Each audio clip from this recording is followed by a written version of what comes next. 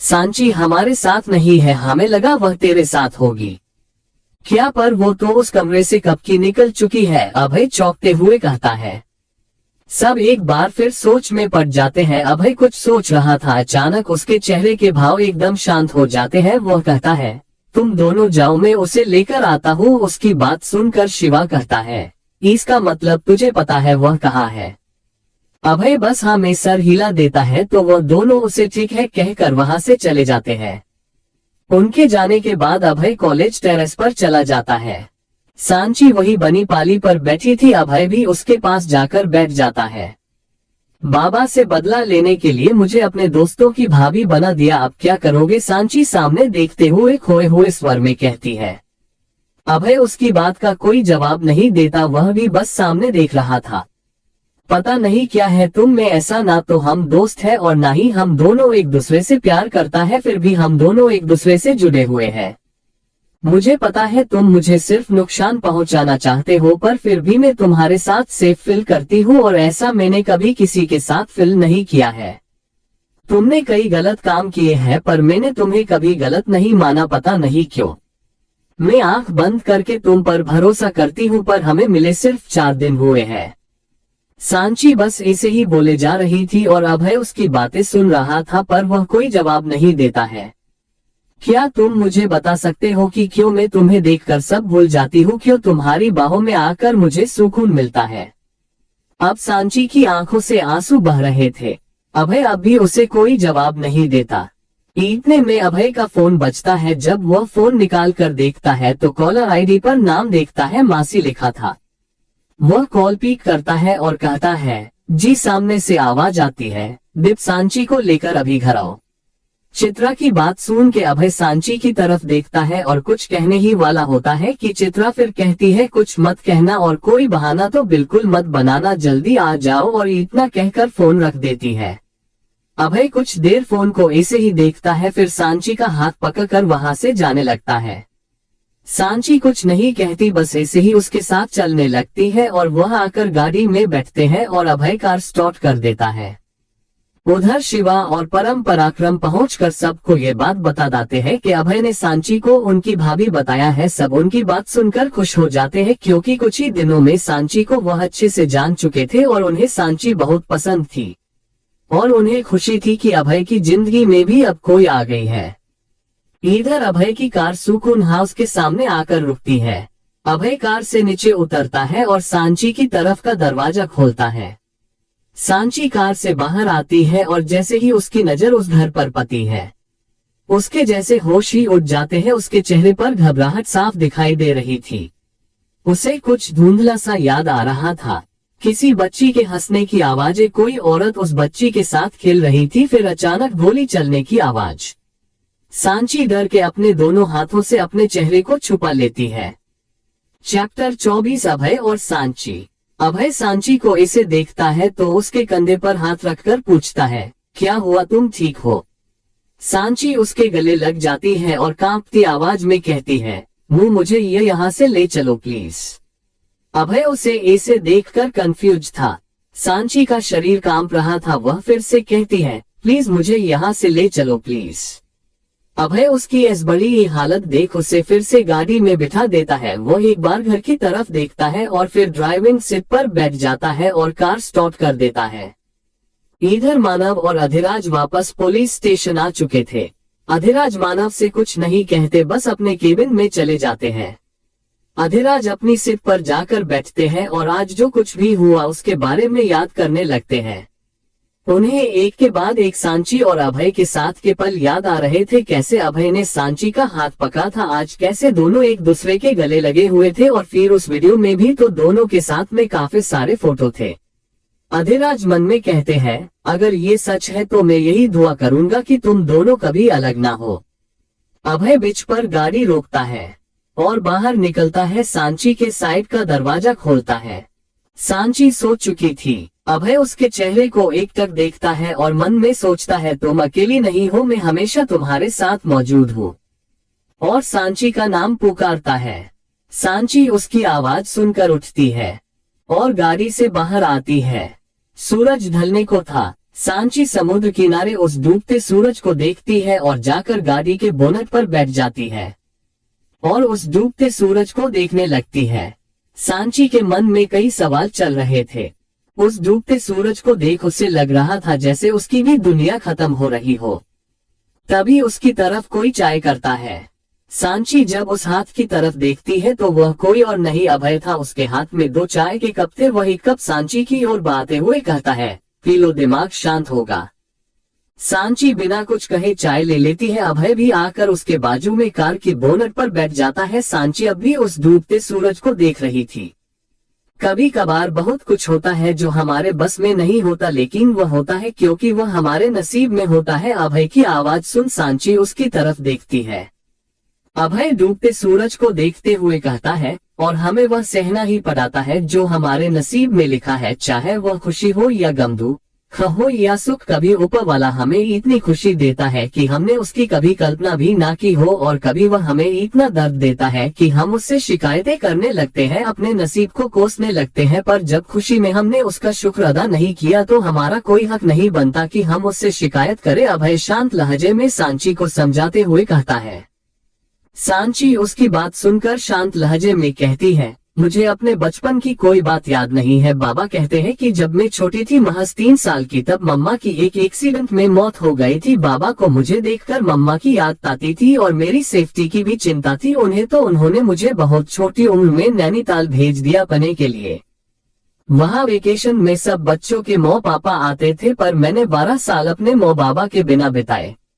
बाबा मुझसे मिलने कभी नहीं आते थे। पढ़ाई पूरी करने के बाद मैंने बाबा को धमकी दी कि अगर वो नहीं आए तो मैं यहाँ से चली जाऊंगी।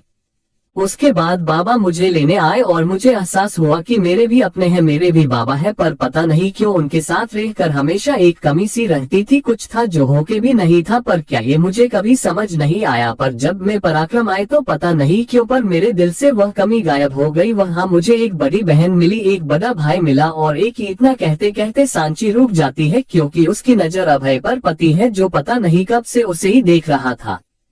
सांची अभय की नजर से असहज महसूस कर रही थी। वह चुप होकर चाय पीने लगती है।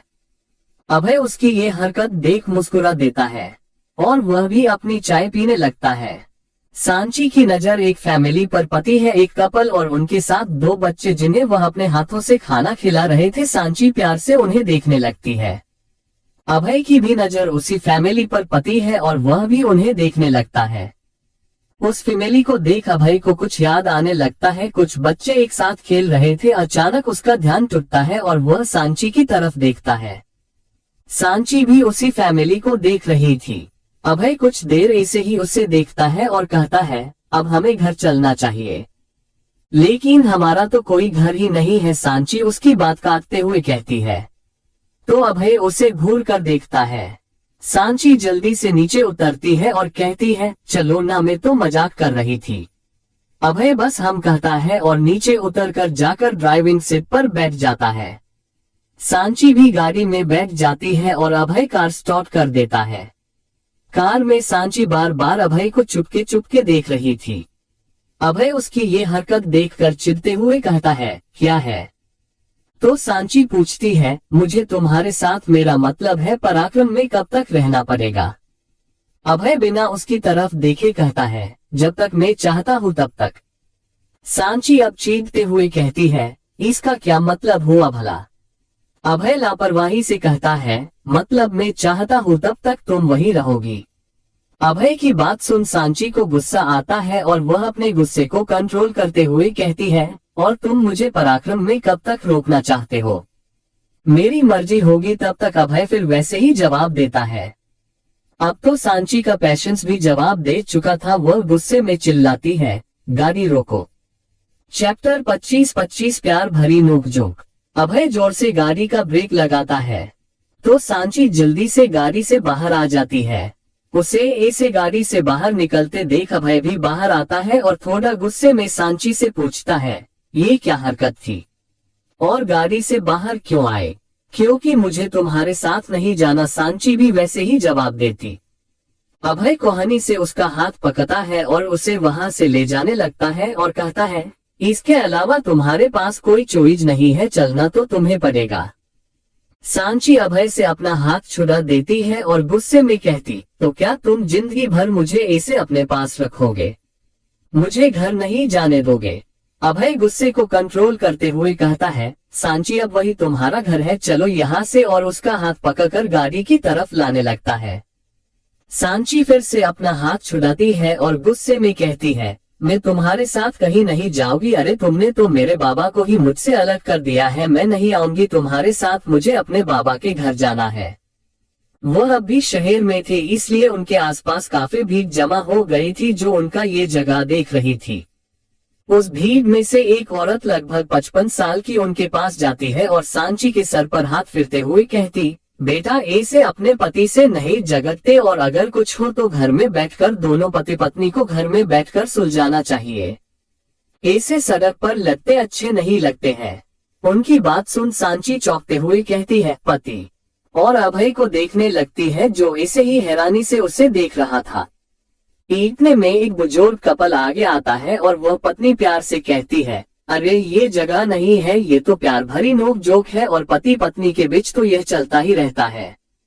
और उसे प्यार से देखते हुए उसके पति कहते हैं, हाँ जैसे हम अपनी जवानी में एक दूसरे से लड़ा करते थे, तुम मुझे मायके जाने की धमकी देती थी और मैं तुम्हें जाने नहीं देता था क्योंकि मुझे चैन जो नहीं आता था। फिर वह पत्नी सांची के पास जाकर प्यार से उससे धीमी आवाज में कहती है, मुझे पता है एक लड़की के लिए उसके माता पिता क्या होते हैं, पर अपने पति को ऐसे तड़पाना भी अच्छा नहीं होता। उनकी बात सुनकर तो सांची जैसे सदमे में ही चली गई थी, वह बस हैरानी से उन्हें देख रही थी। वह पति अभय के पास जाकर वैसे ही जैसे उसकी पत्नी ने सांची से कहा था, वह अभय से कहता है, पत्नी को इतना भी परेशान नहीं करना चाहिए कि रात होते ही वह अपने मायके जाने की जिद करे। अभय तो जैसे उनकी बात सुनकर ये भूल ही जाता है कि वह कहाँ है।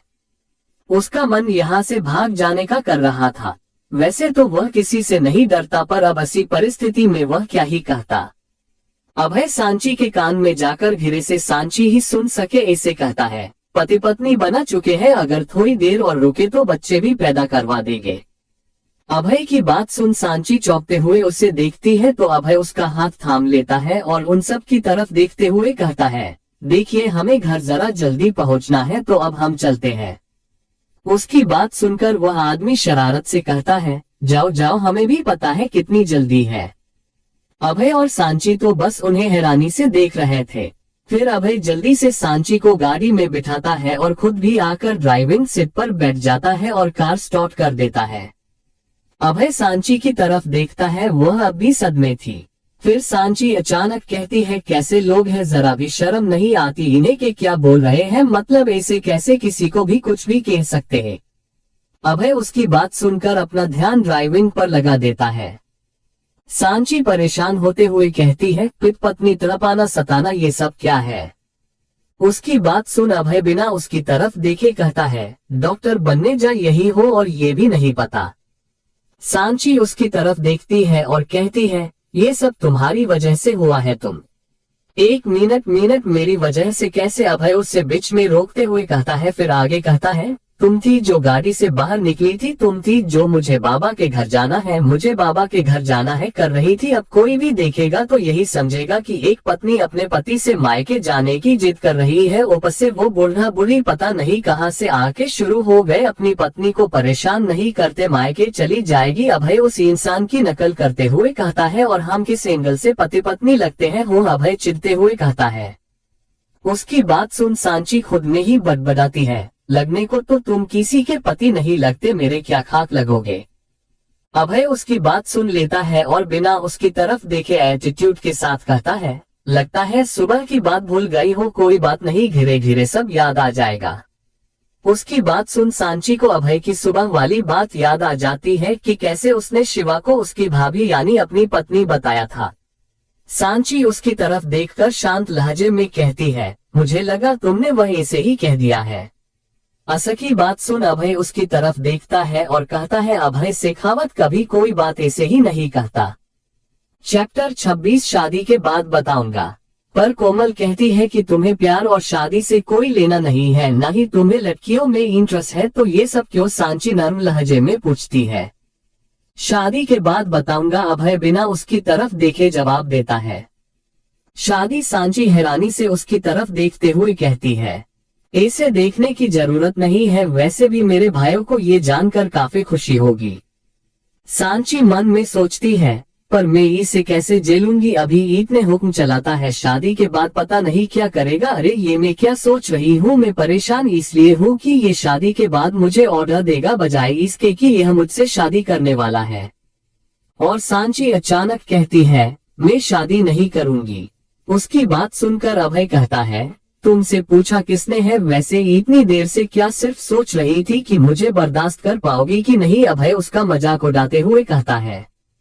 सांची कुछ कहने को होती है कि तभी अभय का फोन आता है। अभय फोन स्पीकर पर रखता है और कहता है, हाँ बोल।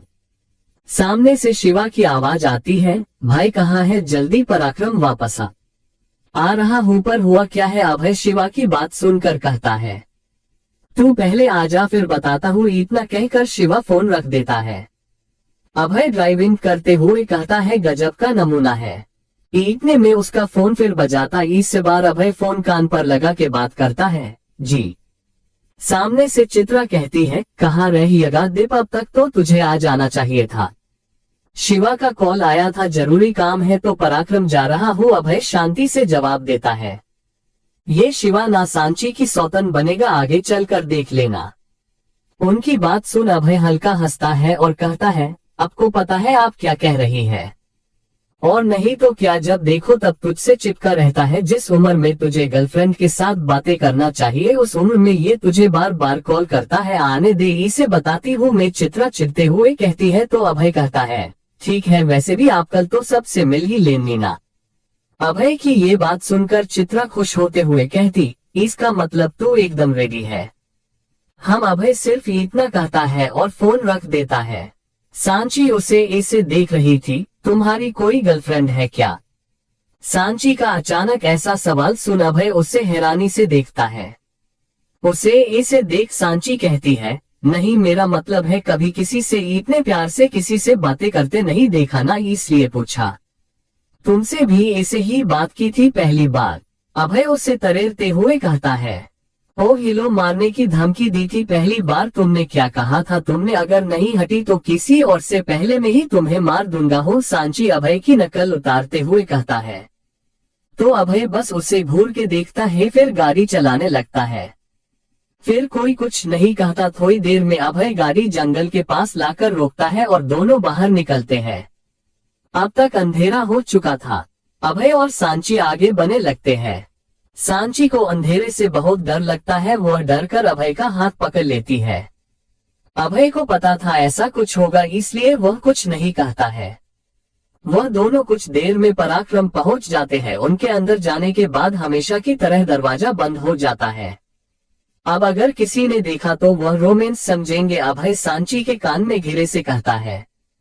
सांची हैरानी से उसे देखती है, उसे कुछ समझ नहीं आता कि अभय क्या कह रहा है। अभय अपने हाथ की तरफ इशारा करता है तो सांची भी उस तरफ देखती है, तो उसने अभय का हाथ अब भी कसके पकड़ रखा था। सांची जल्दी से उसका हाथ छोड़ देती है और वह इधर उधर देखने लगती है। भाई कहाँ है, सांची अपनी घबराहट छुपाने के लिए कहती है। शिवा अभय उसे जोर से आवाज देता है तो शिवा भी वही आ जाता है। क्या हुआ, कॉल क्यों किया था, अभय उससे पूछता है। अरे कुछ नहीं, वह तो बस यही बताना था कि कल के लिए सारा इंतजाम हो गया है। हम ठीक है, अभय कहता है। तो सांची पूछती है, कल क्या है? वह तुम्हें कल पता चल जाएगा, अभय रूखे स्वर में कहता है और चला जाता है और शिवा को भी बुला लेता है। सांची भी अपने कमरे में चली जाती है और आज जो कुछ भी उसके साथ हुआ उसके बारे में सोचने लगती है। इतने में उसके कमरे में कोमल आती है और उसे गले लगा लेती है। उसे ऐसे देख पहले तो सांची चौंक जाती है, पर अगले ही पल वह भी उसे गले लगा लेती है और पूछती है, आज इतने प्यार की क्या वजह है? क्योंकि आज तुमने सबका दिल जीत लिया है और जो दिल इतने सालों से अंधेरे में था उसमें एक रोशनी की किरण जगाई है, इसलिए मैं आज बहुत खुश हूँ। कोमल वैसे ही खुश होते हुए जवाब देती हो तो सांची कंफ्यूज होते हुए कहती है, मैं कुछ समझी नहीं। चैप्टर 27 क्या शादी होगी? सांची कंफ्यूज होते हुए कहती है, मैं कुछ समझी नहीं। कोमल कहती, मतलब बाद में बताऊंगी, फिलहाल तुम ये बताओ तुमने खाना खाया? सांची कहती है, नहीं मुझे भूख नहीं है। अच्छा ठीक है, तो तुम जल्दी से सो जाओ वरना तुम्हारे चेहरे पर डार्क सर्कल्स पड़ जाएंगे और मैं नहीं चाहती कि कल के दिन तुम में कोई भी खामी दिखे। सांची सोचते हुए पूछती है, पर कल क्या है? अभय ने तुम्हें कुछ नहीं बताया? कोमल सामने सवाल पूछती है। तो सांची उगते हुए कहती है, वो मुझे कभी कुछ नहीं बताएगा, उसका तो हमेशा एक ही डायलॉग होता है, वक्त आने पर पता चल जाएगा हो। उसकी बात सुन कोमल हंसते हुए कहती है, अब तो तुम इसकी आदत डाल लो क्योंकि कल के बाद तो ये रोज सुनना पड़ेगा। मतलब? सांची पूछती है। मतलब कल बताऊंगी, अभी तुम सो जाओ। इतना कहकर कोमल वहां से चली जाती है। सांची मन में सोचती है, पता नहीं इन सब को क्या हुआ है, पर एक बात है कि ये सब अच्छे बहुत है, जब मैं इन्हें छोड़कर जाऊंगी तो इनके बगैर कैसे रहूंगी। वह यही सब सोचते सोचते जाकर बेड पर लेट जाती है और उसे थोड़ी देर में नींद भी आ जाती है। अभय और शिवा अपने काम में लगे हुए थे। एक कमरे में बीच में किसी जगह का नक्शा बना हुआ था और अभय उस नक्शे से शिवा, हर्षद, परम और विक्रम को कुछ समझा रहा था। तो सब रेडी है? अभय अपनी रोबदार आवाज में कहता है। तो सब एक साथ पूरे जोश में यस बॉस कहते हैं। कल का दिन हमारे लिए बहुत बड़ा है, कोई भी गलती नहीं होनी चाहिए। अभय उन्हें देखकर एक बार मुस्कुराता है और कहता है, ठीक है फिर तुम लोग जाकर सो जाओ क्योंकि कल बहुत एनर्जी की जरूरत पड़ेगी। उसकी बात सुन सब उसे गुड नाइट कह के निकलने लगते हैं। तो शिवा अभय के पास आकर कहता है, वैसे बड़ा दिन तो तेरे लिए भी है। अभय उसे सवालिया नजरों से देखता है, जैसे पूछ रहा हो मेरे लिए कैसे। शिवा भी समझ जाता है और कहता है, अरे तेरी और सांची की शादी यार, आखिर उसी पर तो हमारा प्लान टिका है ना। अभय बस हम कहता है। तो शिवा कहता है, चल फिर मैं भी चलता हूँ, पर तू तैयार रहने क्योंकि कल से ये कमरा सिर्फ तेरा नहीं रहने वाला, इसमें कोई और भी रहेगी। शिवा वहां से चला जाता है। अभय अपने मन में कहता है, माफ करना शिवा, मैं तुम सभी की उम्मीदों का मजाक बनाने जा रहा हूँ, पर सांची से शादी बस मेरा एक प्लान है छुपे हुए दुश्मनों को बाहर निकालने का, पर मैं ये शादी तो हरगिज नहीं कर सकता। अगर मैं इन सब में लग गया तो वो कौन करेगा जो मैं चाहता हूँ। अभय यही सब सोचते हुए बालकनी में आकर खड़ा हो जाता है और आसमान की तरफ देखकर कहता है, एक बार और किसी का दिल दुखाने जा रहा हूँ, पर इस बार मेरा इरादा गलत नहीं है। और अपनी आंखें बंद कर वही खड़ा रहता है। पराक्रम रात के 1 बजे सांची नींद में ही कसमसा रही थी। वह काफी घबराई हुई लग रही थी, जैसे कोई बुरा सपना देख रही हो। उसे वही धुंधला सा नजर आ रहा था। किसी बच्ची के हंसने की आवाजें, कोई औरत उस बच्ची के साथ खेल रही थी और उसके पीछे पीछे उस बच्ची को पकड़ने के लिए दौड़ रही थी। और एक आदमी वहां आता है, उसके हाथ में गन थी। वह आदमी उस औरत पर गन चला देता है। इतने सांची नींद से जाग जाती है और जोर से मम्मा चिल्लाती है। उसका पूरा चेहरा पसीने से भीग चुका था। जब सांची को थोड़ा होश आता है तो उसे एहसास होता है कि वह बस सपना था। वह खुद से ही कहती है, ये कैसा सपना है, पहले तो कभी नहीं आया, फिर अब क्यों? और वह घर, उस घर में कुछ है, पर क्या? सांची अब ताजी वहां लेने बाहर आ जाती है। बाहर आते ही उसकी नजर सामने बैठे अभय पर पड़ती है, जो अपने लैपटॉप में कुछ कर रहा था। सांची उसके पास जाकर कहती है, क्या तुम रात को सोते नहीं हो? अभय बिना उसकी तरफ देखे कहता है, ये सवाल तो मैं भी तुमसे पूछ सकता हूँ। उसकी बात सुन सांची कहती है, बुरा सपना देखा तो आंख खुल गई। हम बैठो। अभय अपने पास इशारा करते हुए बिना सांची को देखे कहता है। तो सांची भी उसके पास जाकर बैठ जाती है। तो अभय लैपटॉप को उसी की तरफ कर देता है, जिस पर एक मेडिसिन की लिस्ट थी। अभय सांची की तरफ देखते हुए कहता है, क्या तुम बता सकती हो कि ये दवाइयाँ किस काम आती है? सांची बिना उसकी तरफ देखे लिस्ट को देखते हुए अभय को दवाइयों के बारे में बताने लगती है और अभय बड़े ध्यान से सुनने लगता है। लगभग 1 बजे 1.5 बजे घंटे तक दोनों ऐसे ही वहां बैठे थे।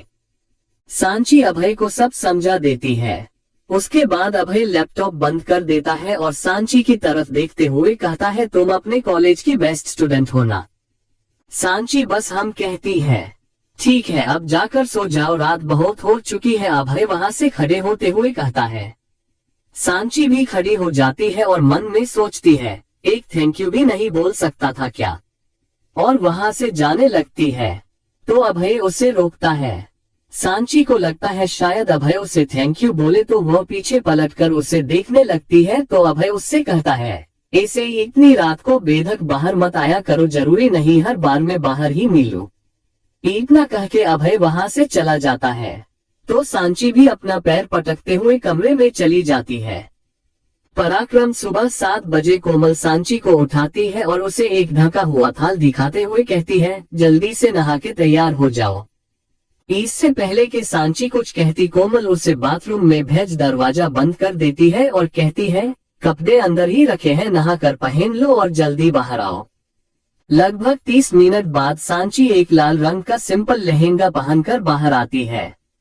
उस लहंगे पर हल्की सुनहरी कारीगरी करी हुई थी और ऊपर हाफ स्लीव्स ब्लाउज था जो बैकलेस था, पीछे सिर्फ डोरी थी। सांची उस लहंगे में बहुत खूबसूरत लग रही थी, पर उसे यह समझ नहीं आ रहा था कि आखिर उसे ये क्यों पहनाया गया है। कोमल उसे देखकर कहती है, मन तो कर रहा है कि तेरी तारीफ बस करती ही जाओ पर अभी वक्त नहीं है। ये कहकर वह सांची का हाथ पकड़कर उसे आईने के सामने बैठा देती है और उसे तैयार करने लगती है। चैप्टर 28 विवाह संपन्न हुआ। पराक्रम सुबह के 9 बजे शिवा सांची के कमरे में आते हुए कहता है, कोमल सांची रेडी हुई कि नहीं? पर जब वह अंदर देखता है तो हैरान रह जाता है। सांची दुल्हन बने तैयार खड़ी थी, माथे पर मांग टिका, कानों में बड़े बड़े झुमके, हाथों में चूड़ा, नाक में बड़ी गोल बाली नथ, गले में बड़ा सा हार, कमर बंद, आंखों में काजल, चेहरे पे हल्का सा मेकअप और इन सब से खूबसूरत उसके सर पर वह लाल चुन्नी। सांची बहुत खूबसूरत लग रही थी। कोमल सांची की तरफ देखते हुए शिवा से पूछती है, कैसी लग रही है? कहीं मेरी ही नजर ना लग जाए, शिवा खोए हुए स्वर में कहता है तो कोमल अपनी आंखों से काजल लेकर उसके कान के पीछे लगा देती है। इतने में हाथों में थाल लिए चित्रा भी वहां आते हुए कहती है, अरे भाई जाने का वक्त हो गया है, कहाँ हो तुम सब? चित्रा की आवाज सुन सांची चौंक जाती है और उससे पूछती है, मैम आप यहाँ कैसे? चित्रा शरारती अंदाज में कहती है, अब क्या करे, तुमने तो अपनी शादी में मैम को बुलाया नहीं, पर मेरे भांजे ने मुझे बुला लिया तो मैं उसकी तरफ से आई हूँ, तुम्हारी नहीं। सांची उनकी बात सुन कंफ्यूज होते हुए कहती है, भांजा? तो कोमल कहती है, हाँ ये अभय की मासी मौ है। उनकी बात सुनकर तो सांची हैरान ही रह जाती है, आप अभय की मासी मौ कैसे? उसकी बात सुनकर चित्रा उसे बाहर ले जाते हुए कहती है, कंफ्यूज बाद में हो लेना, पहले चलो यहाँ से, देर हो रही है, मुहूर्त निकल जाएगा। सब पहले से तैयार थे। सब वहाँ से जाने लगते हैं तो सांची पूछती है, अभय कहाँ है? उसकी बात सुन कोमल उसका मजाक उड़ाते हुए कहती है, थोड़ी देर और सब्र कर लो, फिर तो उसी के पास रहना है। उसकी बात सुन सांची चुप हो जाती है। वो तो बस अभय से एक बार बात करना चाहती थी और कुछ नहीं। पर कुछ देर में सब मंदिर पहुंच जाते हैं। मंदिर को बहुत खूबसूरत सजाया गया था। सामने मंडप लगाया हुआ था, वहां औरतें आदमी सब मौजूद थे। लगभग 50 लोग होंगे। चित्रा ले जाकर सांची को मंडप में बैठाती है और विक्रम से पूछती है, दीप कहाँ है? विक्रम कुछ बोलता उससे पहले ही अभय वहां आ जाता है। उसे आता देख कोमल सांची का चेहरा घूंघट से ढक देती है। चित्रा अभय को देखकर कहती है, ये क्या, कम से कम आज तो तैयार हो जाता, आज तेरी शादी है दीप। क्योंकि आज भी अभय ने सफेद शर्ट और ब्लू जींस पहनी थी। अभय उनकी बात सुन के कहता है, मासी आपको तो पता है ना, मुझे ये सब नहीं पसंद है, और ये इतना तामझाम भी इसलिए क्योंकि आप चाहती थी। हाँ बाबा ठीक है, आप जल्दी से बैठ जा वरना मुहूर्त निकल जाएगा। उनकी बात सुन अभय घूंघट ओढ़े बैठी सांची की तरफ देखता है और जाकर उसके बाजू में बैठ जाता है। इधर सांची को एक के बाद एक कई सारे ख्याल आ रहे थे। अचानक सांची सिर्फ अभय सुन सके ऐसे कहती है, मैं शादी नहीं कर सकती, और उठने लगती है। लेकिन सांची उठ नहीं पाती क्योंकि अभय ने उसका हाथ कसके पकड़ रखा था। अभय उसका घूंघट हटा देता है। वो एक पल के लिए तो उसे देखता ही रह जाता है। सांची के आंखों के कोनों से आंसू बह रहे थे। वह अभय से कहती है, बिना प्यार के शादी नहीं होती। अभय सांची की आवाज तक नहीं निकल रही थी। अभय उससे कुछ नहीं कहता, बस उसका हाथ पकड़े बैठा रहता है। पंडित जी शादी की रस्में शुरू कर देते हैं। सांची को पता था कि वह अभय का सामना नहीं कर सकती, इसलिए वह ना चाहते हुए भी सारी रस्में कर रही थी। शादी की रस्में चल ही रही थी कि वहां शिवा आता है और अभय को कुछ इशारा करता है। अभय उसका इशारा पाते ही खड़ा होने ही वाला होता है कि उसकी नजर सामने से आ रहे लोगों पर पड़ती है। अभय वही जमसा जाता है। वह सवालिया नजरों से अपनी मासी की ओर देखता है तो वह अभय के पास बैठते हुए कहती है कि इतने भी नाराज क्यों ना हो, वह तेरा परिवार है, ऐसे कैसे तेरी शादी मिस कर देते। उनकी बात सुन अभय फिर उन लोगों को देखने लगता है। उन सब में से किसी की आंखों में खुशी के आंसू थे, कोई खुश था तो किसी के चेहरे पे झूठा गुस्सा था। अभय बड़े प्यार से उन सब को देख रहा था और वह भी वैसे ही अभय को देख रहे थे। अभय की आंखों के कोनों से आंसू की एक लकीर खींच जाती है। इतने में पंडित जी की आवाज उसके कान में गूंजती है। वह देखता है कोमल गठबंधन बांध चुकी थी। पंडित जी कहते हैं मंगलसूत्र पहनाइए। उनकी बात सुन अभय एक बार अपने परिवार की तरफ देखता है, फिर मंगलसूत्र उठा लेता है और सांची के गले में पहना देता है, फिर मांग में सिंदूर भरता है। वह दोनों फेरे लेते हैं। फिर सबके कानों में पंडित जी की आवाज पती है, विवाह संपन्न हुआ। उनकी आवाज सुन सब खुश हो जाते हैं। सांची और अभय एक दूसरे को देखने लगते हैं। फिर पंडित जी कहते हैं बड़ों का आशीर्वाद ले लो। उनकी बात सुन अभय अपनी मासी की तरफ देखता है तो वह अपना सरहा में हिला देती है। अभय उनका इशारा मिलते ही सांची का हाथ पकड़कर उन सब के पास ले जाता है और सबका आशीर्वाद लेता है और सब उसे आशीर्वाद देते हैं। फिर वह जाके 4 लड़कियों के पास रुकता है तो वह चारों एक साथ अभय को गले लगा लेती है और अभय भी उन्हें गले लगाता है। फिर वह अभय से अलग होती है और सांची से कहती है कॉन्ग्रेचुलेशंस भाभी। सांची उन्हें कुछ नहीं कहती और कहती भी क्या, उसकी तो आज पूरी दुनिया ही बदल गई थी। पीछे से कोमल आकर उसका चेहरा फिर घूंघट से ढक देती है और कहती है ये परंपरा होती है, कोई उससे कुछ नहीं कहता। फिर चित्रा कहती है बस अब मुझे लगता है सबको घर चलना चाहिए। सांची भी थक गई होगी ना। उसकी बात सुन सब हाँ कहते हैं। एक आदमी अभय के पास आकर कहता है जिम्मेदारी ली है तो निभाना भी। अभय उन्हें बस देखता रहता है। वह सब वहां से चले जाते हैं। अभय खोए हुए स्वर में कहता है बाबा। चित्रा माहौल को समझते हुए कहती है दीप अब हम तुम्हें परेशान नहीं करेंगे, अब तुम सांची को अपने घर ले जाओ, हम सब तुमसे सुबह मिलते हैं। अभय की आंखों में अचानक गुस्सा उतर आता है। पता नहीं क्यों वह सांची का हाथ पकड़कर वहां से ले जाता है। तो अगर आपको स्टोरी पसंद आ रही है तो प्लीज बताइए। चैप्टर 29 सांची को चोट लगना। अभय की कार एक बड़े से घर के आगे आकर रुकती है। अभय कार से बाहर आता है और सांची का वेट किए बिना ही अंदर चला जाता है। सांची कार से उतरती है और घर की प्लेट पर नाम पती है एडवोकेट अभय सिंह शेखावत। नाम पकड़ सांची समझ जाती है कि ये घर अभय का है। वह घर के अंदर जाने के लिए बती है कि उसके पैर में कुछ चुभता है। वह सीधा मंडप से आए थे इसलिए सांची ने पैरों में कुछ नहीं पहना था। वह पैर ऊपर करके देखने लगती है कि तभी उसे घर के अंदर से कुछ टूटने की आवाजें आती है। सांची भागकर घर के अंदर जाती है जिससे उसके खून से सने पैरों की छाप रह जाती है। सांची अंदर जाकर देखती है तो हैरान रह जाती है। अभय बहुत गुस्से में था। वह सारे घर का सामान इधर उधर फेंक रहा था। जैसे ही सांची उसके पास उसे रोकने जाती है कि अभय उसे हाथ का इशारा करके वही रोक देता है। सांची वही जम सी जाती है। अभय गुस्से में उस पर फट पड़ता है। जाना था ना, तुम्हें शादी से नहीं करनी थी मुझसे शादी। तो खड़े होकर कहा क्यों नहीं, मासी को क्यों बंद गई मुझसे। तुम्हें पता है मेरी सबसे बड़ी गलती क्या है कि मैंने तुम्हें चुना अपने लिए। तुमसे शादी ही नहीं होती अगर मैं ये सोचता कि तुम सिर्फ एक अमीर झादी हो। पहले तुम्हारे बाप ने आके मेरी जिंदगी बर्बाद की और जो कुछ बचा है उसे तुम बर्बाद करने आए हो। अभय बस बोले जा रहा था और सांची उसे हैरानी से देख रही थी। उसकी आंखों में आंसू थे। क्या उसने नहीं कहा था कि उसे शादी नहीं करनी, पर तब तो अभय ने उससे जबरदस्ती शादी कर ली और अब उसी पे इल्जाम लग रहे हैं कि सब उसकी वजह से हुआ है। क्या अभय ने उसकी जिंदगी बर्बाद नहीं कर दी है उससे जबरदस्ती शादी करके। अभय गुस्से में वहां से ऊपर अपने कमरे की तरफ चला जाता है। सांची बस रोते हुए देखती रहती है। पता नहीं उसके साथ ऐसा क्यों होता था कि अभय के गुस्से के सामने वह कभी नहीं बोल पाती थी।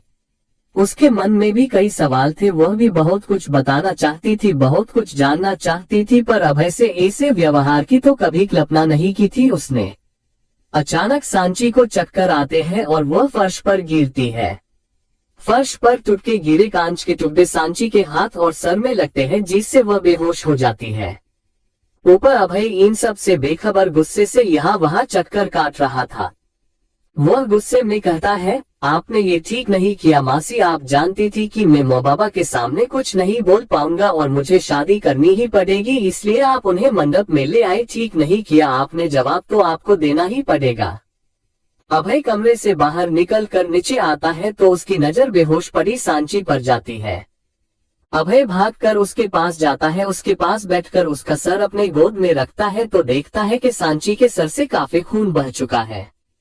अभय उसके हाथ को अपने हाथ में लेता है तो उसके हाथ से भी खून बह रहा था। अभय ये देखकर सांची को जल्दी से अपनी गोद में उठाता है और उसे अपने कमरे में ले जाने लगता है।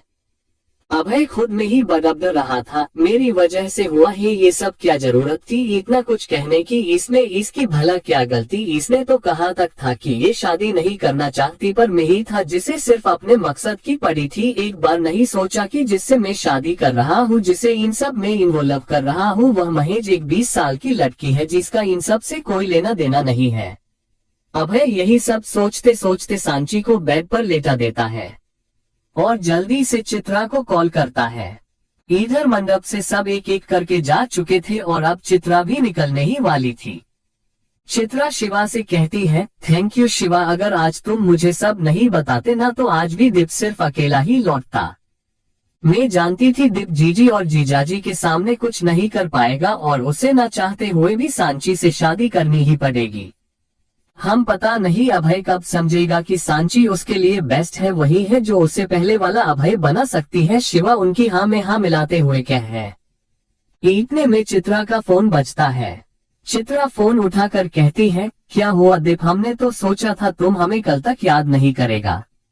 मासी आप जल्दी घर आइए, अभय की गंभीर आवाज सुन चित्रा कहती है, क्या हुआ दीप, सब ठीक तो है ना, और सांची कहाँ है। उनकी बात सुन अभय कहता है, आप पहले जल्दी से घर आ जाए, मैं बाद में आपको सब बताता हूँ। इतना कहकर अभय फोन रख देता है। शिवा वही था तो वह भी सारी बात सुन लेता है तो वह भी साथ चलने के लिए कहता है और दोनों अभय के घर की तरफ निकल जाते हैं।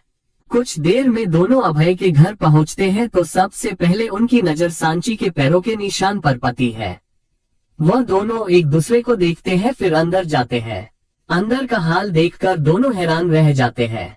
सारा सामान टूटा फूटा पड़ा था और फर्श पर खून देखकर तो जैसे दोनों के होश ही उड़ जाते हैं। दोनों भागकर अभय के रूम में जाते हैं और रूम के अंदर का हाल देखकर उन्हें और बड़ा झटका लगता है।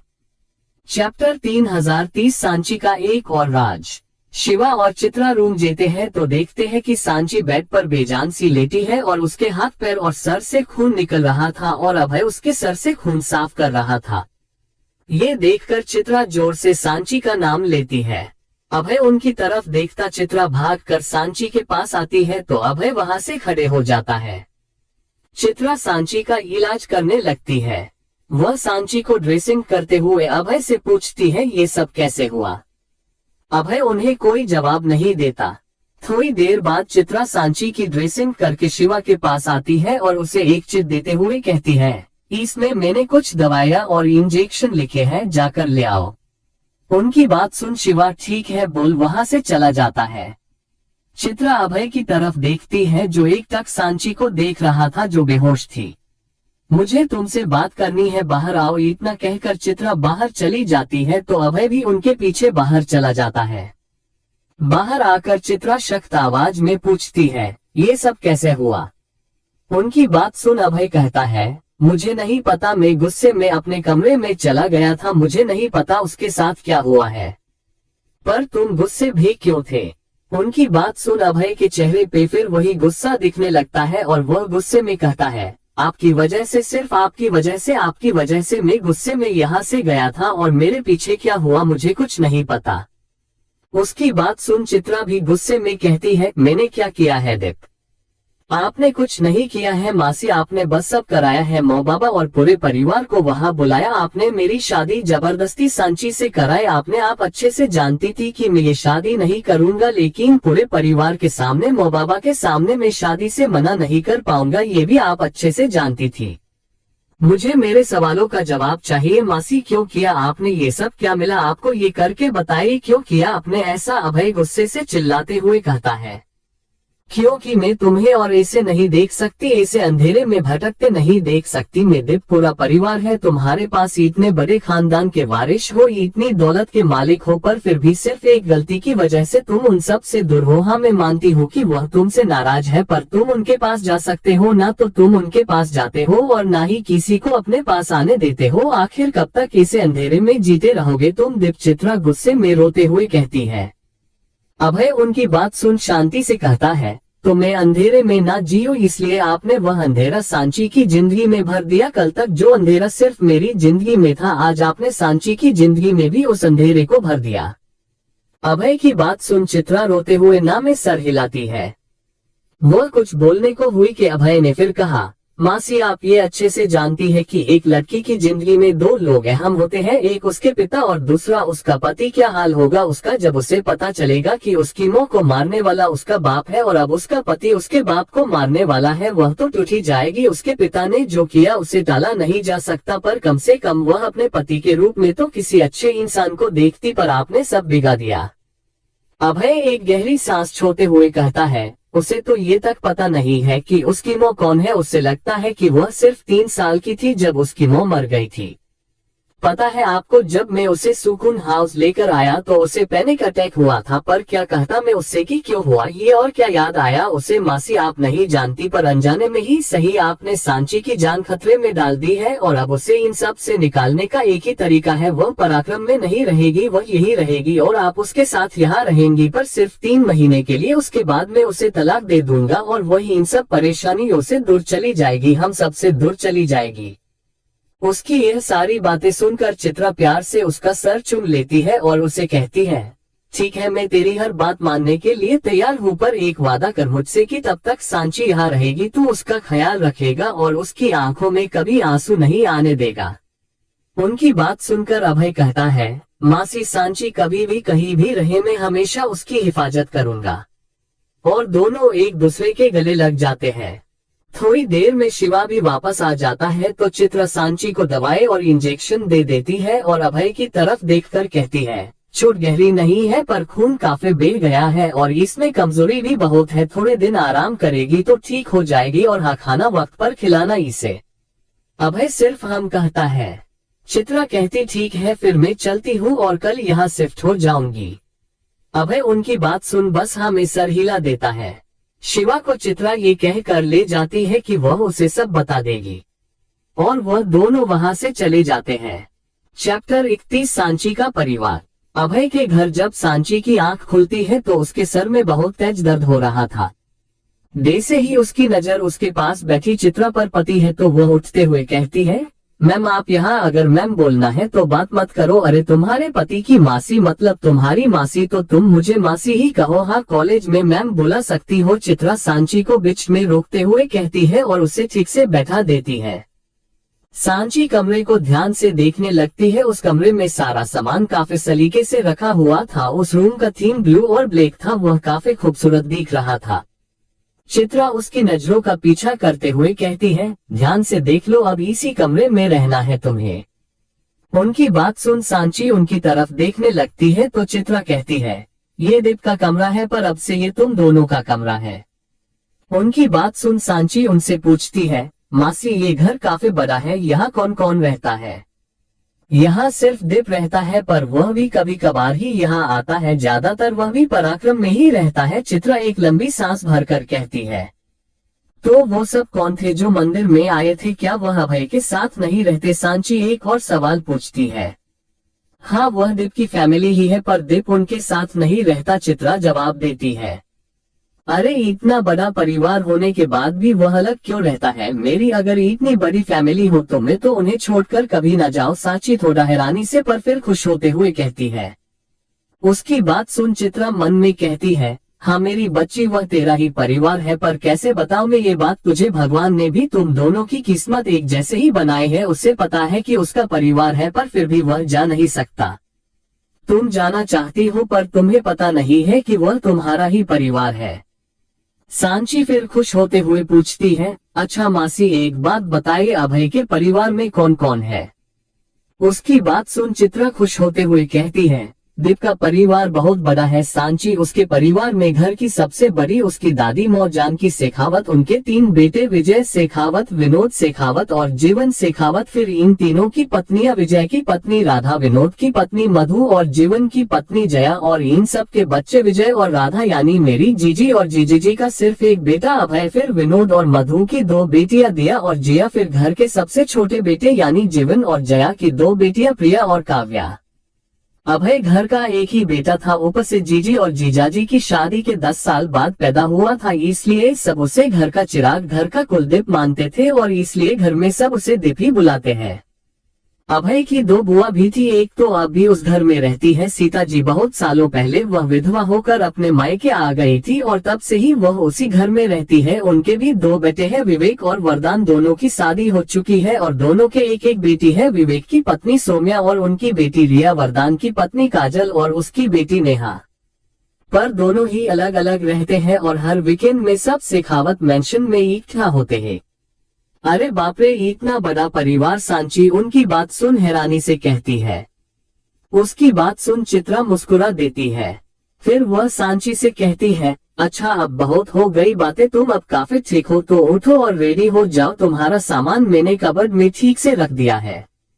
उनकी बात सुन सांची टॉवल लेकर बाथरूम में जाने लगती है, पर वह जाते जाते रुक जाती है और चित्रा की तरफ देखकर पूछती है, मासी आपने अभय की दूसरी बुआ के बारे में तो बताया ही नहीं। सांची की बात सुन चित्रा थोड़ी घबरा जाती है, पर अपनी घबराहट छुपाते हुए कहती है, वो तो 7 साल पहले इस दुनिया को छोड़कर जा चुकी है। सांची उनकी बात सुनते हुए दुखी मन से कहती है, ओह ये तो बुरा हुआ, पर उनका नाम क्या था मासी? सांची की बात सुन चित्रा सांची को प्यार से देखते हुए कहती है, उनका नाम स्वाति था। सांची ये नाम सुन कहीं खुशी जाती है और मन में सोचती, मुझे ऐसा क्यों लग रहा है जैसे मैंने ये नाम पहले भी सुना है और एक बार नहीं बार बार सुना है। सांची को इसे सोच में डूबे देख चित्रा अपने आप को शांत करते हुए कहती है, अब तुम ये सोचना बंद करो और तैयार होकर नीचे आ जाओ, मैं नीचे जा रही हूँ, तुम भी जल्दी से आ जाना। उसकी बात सुन सांची जल्दी से बाथरूम में चली जाती है और चित्रा भी कमरे से बाहर निकल जाती है और मन में सोचती है, कैसी बदनसीब हो तुम सांची, जो अपने ही परिवार के बारे में सुनकर खुश हो रही हो, पर ये तक नहीं जानती कि वह तुम्हारा खुद का परिवार है। थोड़ी देर में सांची बाथरूम से बाहर आती है। उसने एक शिफॉन की हल्के नीले रंग की साड़ी पहनी हुई थी और बाल अब भी गीले थे। सांची सबसे पहले अपने हाथ पैर और सर से पट्टी खोल वहां बैंडेज लगा देती है और फिर उसके बाल गीले थे तो सांची उन्हें ऐसे ही खुला छोड़ देती है। छोटे छोटे झुमके कान में डाल ऐसे ही नीचे आ जाती है। उसकी मांग में सिंदूर और गले में मंगलसूत्र पहना हुआ था। वह आज एक सुहागन लग रही थी और सादगी उस पर और भी जच रही थी। चैप्टर 32 मैं डरती नहीं हूँ तुमसे। सांची देखती है कि चित्रा डाइनिंग टेबल पर बैठी अपने टैब में कुछ कर रही थी और अभय किचन में कुछ बना रहा था। किचन ओपन था जिसकी वजह से वह अभय को साफ देख पा रही थी। वह सीधा किचन की तरफ चली जाती है। अभय ने अब तक उसे नहीं देखा था, वह बस अपने काम में बिजी था। अभय ने आज भी सफेद शर्ट और काले रंग की पैंट पहनी थी और उस पर ब्लैक कलर का एप्रन। सांची को वह काफी हैंडसम लग रहा था। सांची किचन में आकर देखती है तो अभय नाश्ता रेडी कर चुका था। जैसे ही अभय पीछे पलटता है सांची से टकरा जाता है। उसके हाथ में पकड़ी पराठे की प्लेट छूटने ही वाली थी कि सांची उसे पकड़ लेती है। अभय सांची की काजल से सनी आंखों में देखता है। वह सांची को ऐसे वहां देख पहले तो चौंक जाता है, पर फिर वह सांची को ऊपर से नीचे तक देखता है। उसकी नजर सांची की पतली कमर पर ठहर जाती है। साड़ी की वजह से उसकी गोरी कमर साफ साफ दिख रही थी।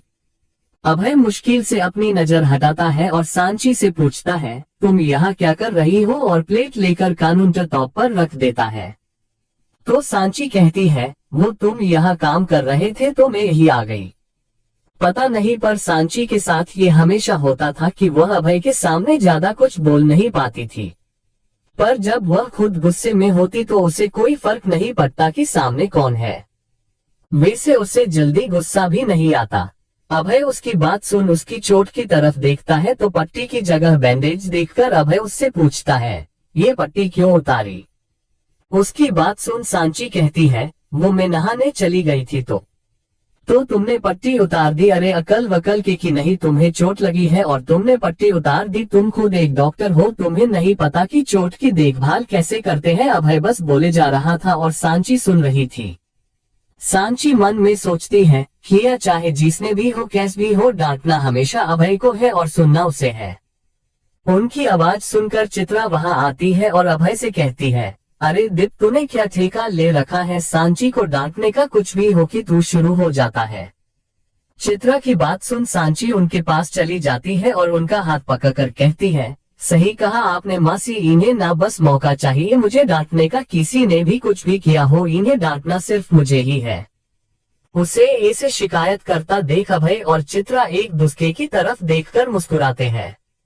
उन्हें ऐसे देख सांची मासूम सी आवाज में कहती है, क्या हुआ, आप ऐसे क्यों देख रहे हैं? उसकी बात सुन चित्रा कहती है, कुछ नहीं, तुम बाहर चलो नाश्ता कर लेते हैं। उसकी बात सुन सांची कहती है, पर आज तो मेरी पहली रसोई है ना। पर नाश्ता तो बन चुका। अभय उससे पराठे की प्लेट दिखाते हुए कहता है और प्लेट लेकर किचन से बाहर निकल जाता है। सांची बस उसे बाहर जाते देखती है तो चित्रा उसे कहती है, कोई बात नहीं, अभी तुम्हारी तबीयत ठीक नहीं है ना, जब ठीक हो जाओ तब बना लेना। और सांची को लेकर डाइनिंग टेबल पर आ जाती है और सब साथ बैठकर नाश्ता करते हैं। नाश्ता करने के बाद चित्रा कहती है, चलो बच्चों अब मैं चलती हूँ। उनकी बात सुन सांची जल्दी से कहती है, मैं भी चल रही हूँ मासी। चित्रा कुछ कहने को हुई कि अभय ने बिना उसकी तरफ देखे खाना खाते हुए कहा, आज तुम कॉलेज नहीं जा रही हो, घर में बैठकर आराम करो। उसकी बात सुन सांची जल्दी से कहती है, पर मुझे जाना है। तो अभय उसे घूर के देखता है और चित्रा से कहता है, आप जाए मासी। सांची अभय को ऐसे देख काफी डर रही थी। वह चित्रा का हाथ पकड़कर कहती है, पर मासी मैं अकेली क्या करूंगी यहाँ? डोंट वरी मासी, मैं वही सांची के साथ घर पर हूँ। अभय सांची की तरफ देखकर चित्रा से कहता है तो चित्रा कहती है, सांची अभय बिल्कुल सही कह रहा है, तुम आराम करो, मैं चलती हूँ, मुझे देर हो रही है। और वहां से चली जाती है। उनके जाने के बाद अभय अपनी जगह से खड़ा होता है, अपने हाथ झटकता है और सांची की तरफ बढ़ने लगता है। अभय को इसे खुद की तरफ आता देख सांची पीछे जाने लगती है। सांची पीछे जाते जाते रुक जाती है क्योंकि उसके पीछे दीवार थी, पर अभय नहीं रुकता, वह सांची के करीब आए जा रहा था। अभय जाकर अपना एक हाथ सांची की साइड में दीवार पर रखता है और उसकी आंखों में देखते हुए कहता है, हिम्मत कुछ ज्यादा नहीं बढ़ गई है तुम्हारी? सांची की धड़कनें अभय के इतना करीब होने से बढ़ गई थी। वह अटकते हुए कहती है, मैं डरती नहीं हूँ तुमसे। उसकी बात सुन अभय अपना सर हिलाता है और उसकी कमर पर हाथ रख उसे एक झटके से अपने करीब कर लेता है। सांची की कमर पर जैसे ही अभय के ठंडे हाथ लगते हैं वह सिर उठती है। सांची कसके अपनी आंखें बंद कर लेती है। अभय उसे ऐसे देख मुस्कुराता है। सांची हिम्मत करके अभय के सीने पर हाथ रख उसे खुद से दूर करते हुए कहती है, देखो तुम ऐसे मुझे डरा नहीं सकते, मैं तुमसे नहीं डरती। सांची की आंखें अब भी बंद थी और वह काफी डर रही थी अभय के ऐसे करीब आने से। अभय पर उसकी इस हरकत का कोई असर नहीं होता। वह सांची के कमर पर और कसके पकड़ बनाता है और अपने होठ उसके कान के पास ले जाकर धीरे से फुसफुसाता है, डर से कांप रही हो पर तुम्हें डर नहीं लगता? गुड। अभय उसके होठ के पास अपने होठ ले जाता है। सांची को अपने होठों पर अभय की गर्म सांसें महसूस होती है। एक पल के लिए तो उसकी सांसें मानो रुक ही गई हो, पर कुछ देर बाद भी जब उसे अपने ऊपर कुछ महसूस नहीं होता तो वह अपनी आंखें खोल कर देखती है। अभय ऊपर अपने कमरे की तरफ जा रहा था, फिर रुक कर बिना पीछे मुड़े कहता है, शाम के खाने में अपनी पहली रसोई पूरी कर लेना, और ऊपर चला जाता है। सांची अपने दिल पर हाथ रखकर जोर जोर से सांस लेते हुए खुद से ही कहती है, किसी दिन हार्ट अटैक दिला देगा ये तो, और एक गहरी सांस लेती है। उधर कमरे में अभय सांची की शक्ल याद करके हंस रहा था। वह हंसते हुए खुद से ही कहता है, पागल लड़की। चैप्टर 33 जीवा मिष्टी टोनी और पेरो। अभय के घर अभय जोर जोर से हंस रहा था। उसे हंसी आ रही थी सांची पर। वो हंसते हंसते ऊपर देखकर कहता, बिल्कुल आपकी तरह है, यह दिमाग आपकी तरह नहीं है, ये बात अलग है। मैं उससे कभी प्यार नहीं कर पाऊंगा, पर वादा करता हूँ कि जब तक वह यहाँ है तब तक मैं उसकी आंखों में एक आंसू की बूंद नहीं आने दूंगा और वह बस खुश रहेगी। अचानक अभय का फोन बजता है और अभय फोन में बिजी हो जाता है। इधर सांची अब भी खुद को नॉर्मल कर रही थी कि उसे एहसास होता है कि अभय उससे क्या कह कर गया है। वह खुद से ही कहती है, इसका मतलब शाम का खाना मुझे बनाना है। पर शाम का खाना मैं बनाऊंगी तो दोपहर का खाना कहाँ गया, वह कौन बनाएगा? सांची की नजर टेबल साफ कर रहे एक आदमी पर पड़ती है। सांची उसके पास जाकर कहती है, सुनिए। उसकी आवाज सुन वह आदमी उसकी तरफ देखता है तो सांची उससे पूछती है, आपका नाम क्या है और क्या आप यहाँ खाना बनाते हैं? सांची के सवाल को सुन वह आदमी कहता है, हमारा नाम धीरू है और खाना तो ज्यादातर अभय भैया खुद ही बनाते हैं, हम तो कभी कभार ही बनाते हैं। तो दोपहर को खाना कौन बनाएगा, वो या आप? सांची फिर एक सवाल करती है। दोपहर को तो खाना हम ही बनाएंगे भौजी, घेरू जवाब देता है। भौजी? सांची हैरानी से कहती है। तो घेरू फिर कहता है, वो आप भैया जी की धर्म पत्नी है तो हमारी भौजी हुई ना। उसकी बात सुन सांची समझ जाती है कि घेरू उसे भाभी कह रहा है। अच्छा, दोपहर में क्या बनेगा घेरू भैया? सांची पूछती है। तो घेरू कहता है, आपकी तबीयत खराब है तो भैया जी ने कहा था कि कुछ हल्का बनेगा तो हम सोचे दाल चावल और रोटी सब्जी बना दे। ठीक है, आप दोपहर का खाना बना दीजिए, शाम का हम खुद बना देंगे। सांची की बात सुन घेरू ठीक है कहकर वहां से चला जाता है। सांची सोचती है कि उसे खाना बनाने के लिए सामान की जरूरत पड़ेगी और इसके लिए उसे मार्केट जाना पड़ेगा और उसके लिए उसे अभय से परमिशन लेनी पड़ेगी। यही सब सोचते हुए सांची ऊपर की तरफ बढ़ जाती है। उधर अभय फोन पर बात करते हुए जैसे ही पीछे मुड़ता है, सांची से टकरा जाता है। सांची को इसे अचानक सामने देख दोनों की ही चिक निकल जाती है। अभय उसे इसे अचानक अपने सामने देख घबरा जाता है और सांची से कहता है, तुम्हें क्या हमेशा इसे अचानक ही आने की आदत है? सांची उसकी बात सुन मुस्कुराते हुए कहती है, क्यों डर गए क्या? सांची की बात सुन अभय सांची को घूरते हुए कहता है, शिवा मैं तुझसे बाद में बात करता हूँ। इतना कहकर फोन रख देता है और सांची से कहता है, डर क्या होता है ये मैं तुम्हें बताता हूँ, और जोर से कहता है, जीवा मिष्टी टोनी पेरो। उसकी बात सुन सांची हंसते हुए कहती है, तुमने मुझे डराने के लिए बच्चों को बुलाया है क्या? अभय बस उसे देख स्माइल करता है और इतने में वहां भागते हुए 4 कुत्ते आते हैं। चारों ही जर्मन शेफर्ड थे, लंबे बाल, ऊंचा कद और डरावने। उनमें से 3 बड़े थे और एक थोड़ा छोटा था। सांची उन्हें देखकर डर जाती है और डर के मारे अभय के गले लग जाती है और डरते हुए कहती है, ये इतने सारे कुत्ते यहाँ क्या कर रहे हैं? इतने में वह चारों भौंकने लगते हैं।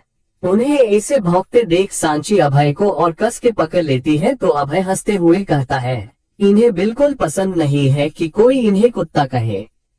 सांची उसकी बात सुनकर चिढ़ते हुए कहती है, अब कुत्ते को कुत्ता नहीं तो क्या कहेंगे? वह कुत्ते फिर भौंकने लगते हैं। सांची अपना सर अभय की बाहों में छुपा लेती है तो अभय कहता है, इनके नाम है और सब इन्हें उसी नाम से बुलाते हैं। उसकी बात सुन सांची पहले अभय को फिर उन कुत्तों की तरफ देखती है तो अभय उन कुत्तों के पास जाकर उनकी तरफ इशारा करते हुए कहता है, देखो ये है सबसे बड़ा जीवा है, ये इससे छोटी मिष्टी, ये मिष्टी से छोटा टोनी और यह सबसे छोटा पेरो। सांची अभय की बात सुनकर कहती है, क्या तुमने इतने सारे कुत्ते पाल रखे हैं? वह कुत्ते फिर भौंकने लगते हैं तो सांची 2 कदम पीछे ले लेती है। अभय उसे देख कहता है, कहा ना इन्हें नहीं अच्छा लगता, इन्हें सिर्फ नाम से बुलाओ। सॉरी मुझे माफ कर दो जीवा, मिष्टी, टोनी और पेरो। सांची उनके सामने हाथ जोते हुए कहती है। अभय को ये सब देख बड़ी हंसी आ रही थी। वह अपनी हंसी कंट्रोल करते हुए पूछता है, तुम यहाँ किसी काम से आई थी? हाँ, वह शाम के खाने के लिए मुझे कुछ सामान लेने बाहर जाना था। सांची खुद को शांत करते हुए कहती है, हम ठीक है तुम जा सकती हो पर जल्दी आ जाना। अभय सोचते हुए कहता है। अभय को सांची की सेफ्टी की बिल्कुल चिंता नहीं थी क्योंकि उसने पहले ही सांची के पीछे अपने लोग लगा दिए थे जो घर के बाहर बिना उसे पता चले उसे प्रोटेक्ट करते थे। अभय की बात सुन सांची खुश हो जाती है और ठीक है कहकर बाहर चली जाती है। उसके जाने के बाद अभय उन कुत्तों के पास बैठता है, उनके सर पर प्यार से हाथ फेरता है और प्यार से कहता है, दोस्तों में रहो या ना रहो उसकी हिफाजत तुम्हें हरदम करनी है, ध्यान रहे कोई कभी उसे चोट ना पहुंचाए। ओके। अभय की बात सुन सब अपना सर हिला देते हैं जैसे हाँ कह रहे हो। चैप्टर 34 गर्मागरम कचौरियों। मुंबई सुपरमार्केट। सांची यहाँ पर ग्रोसरीज ले रही थी। अचानक सांची के हाथ से उसका फोन नीचे गिर जाता है। जैसे ही वह फोन उठाने को हुई कि किसी ने उसका फोन उठा लिया और सांची को दे दिया। वह एक लगभग 4041 साल की महिला थी और काफी अच्छे घर से लग रही थी। सांची उन्हें थैंक यू कहती है तो वह औरत पूछती है, तुम सांची हो ना? सांची उनकी बात सुन मासूमियत से कहती है, हाँ मैं ही सांची हूँ, पर आपको कैसे पता? मेरे कहने का मतलब है कि मैं तो आपको जानती तक नहीं। वह महिला सांची की तरफ प्यार से देखते हुए सोचती है, तुम मुझे नहीं जानती पर मैं तो तुम्हें अच्छे से जानती हूँ, मेरे लिए तो तुम किसी फरिश्ते से कम नहीं हो। उन्हें ऐसे खोया देख सांची उनसे कहती, आंटी क्या मैं आपको जानती हूँ? सांची की बात सुन वह औरत होश में आती है और सांची से कहती है, शायद मैं तुम्हें याद नहीं हूँ क्योंकि हम सिर्फ एक बार मिले हैं और उसमें भी तुमसे बात नहीं हुई। सांची उन्हें सवालिया नजरों से देखने लगती है तो वह औरत समझ जाती है कि सांची क्या पूछना चाहती है। वह कहती है, सांची मैं राधा हूँ, अभय की मौत। सांची उनकी बात सुन पहले तो चौंक जाती है पर अगले ही पल झुककर उनके आशीर्वाद लिए और उन्होंने सदा सुहागन रहने का आशीर्वाद दिया। वह सांची से पूछती है, तुम शादी के दूसरे ही दिन यहाँ क्या कर रही हो? उनकी बात सुन सांची थोड़ा धीमे स्वर में कहती है, वो आज पहली रसोई की रस्म है तो उसके लिए कुछ सामान लेना था। पर वो तो सुबह होती है ना? राधा पूछती है।